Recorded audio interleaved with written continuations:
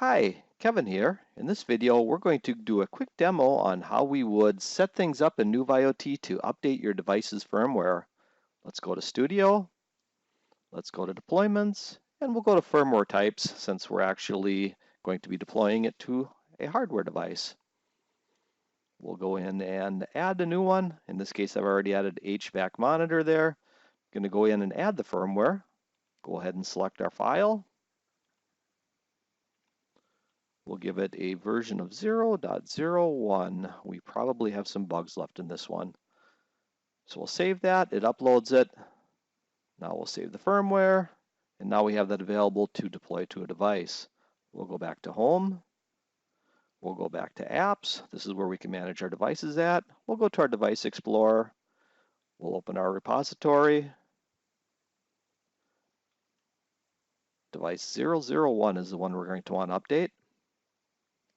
I'll come over to the Firmware tab. In this case, this device has no firmware that we say we want to run on it, and it has never actually reported any firmware back to the device itself or to the server itself. So I'm going to select which firmware, HVAC monitor, prototype, and at this point I can press Submit Update Request.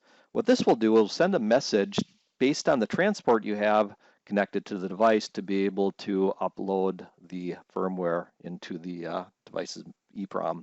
So again, that's beyond the scope of this discussion, but we'll probably do some more demos going forward here that will show how to update devices out there in the field. I'm just going to press Submit Firmware, and there we go.